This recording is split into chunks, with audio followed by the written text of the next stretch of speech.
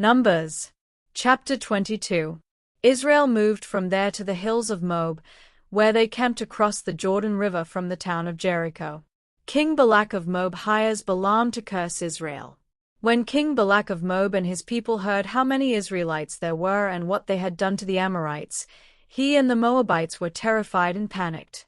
They said to the Midianite leaders, "That huge mob of Israelites will wipe out everything in sight, like a bull eating grass in a field."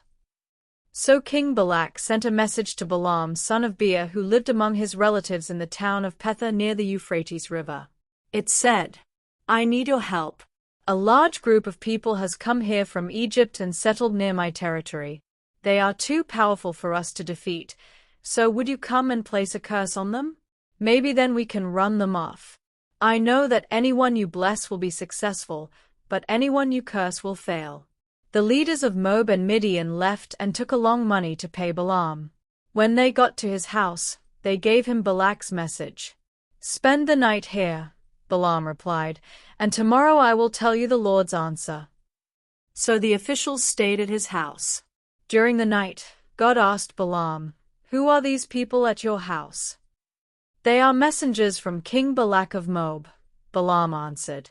"He sent them 11 to ask me to go to Moab and put a curse on the people who have come there from Egypt. They have settled everywhere around him, and he wants to run them off."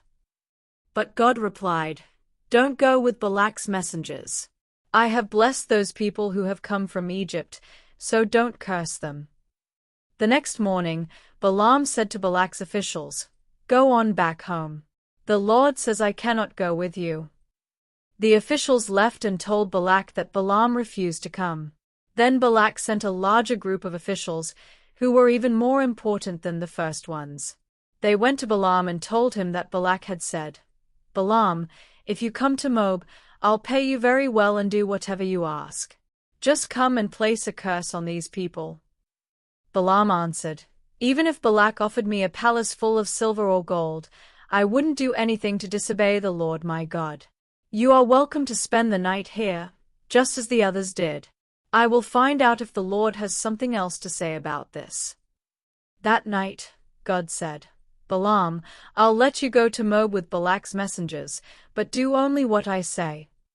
So Balaam got up the next morning and saddled his donkey, then left with the Moabite officials. Balaam and his donkey meet an angel.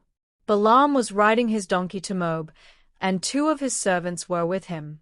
But God was angry that Balaam had gone, so one of the Lord's angels stood in the road to stop him.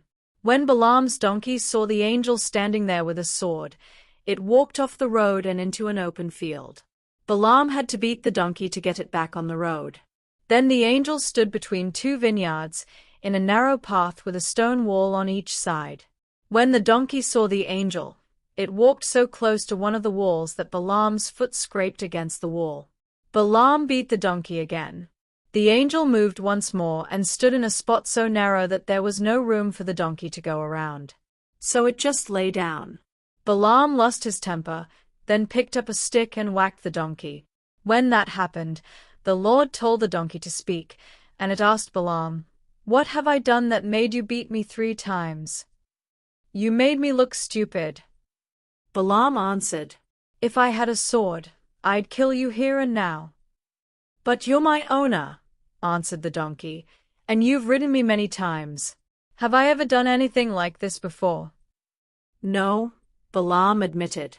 Just then, the Lord let Balaam see the angel standing in the road, holding a sword, and Balaam bowed down. The angel said, "You had no right to treat your donkey like that. I was the one who blocked your way, because I don't think you should go to Moab. If your donkey had not seen me and stopped those 3 times, I would have killed you and let the donkey live." Balaam replied, "I was wrong. I didn't know you were trying to stop me. If you don't think I should go, I'll return home at once." "It's all right for you to go," the Lord's angel answered, "but you must say only what I tell you." So Balaam went on with Balak's officials. King Balak meets Balaam. When Balak heard that Balaam was coming, he went to meet him at the town of Ar on the Arnon River, which is the northern border of Moab. Balak asked, Why didn't you come when I invited you the first time? Did you think I wasn't going to pay you? I'm here now, Balaam answered. But I will say only what God tells me to say. They left and went to the town of Kiriath-Huzoth, where Balak sacrificed cattle and sheep and gave some of the meat to Balaam and the officials who were with him. The next morning, Balak took Balaam to the town of Bamoth-Baal. From there, Balaam could see some of the Israelites.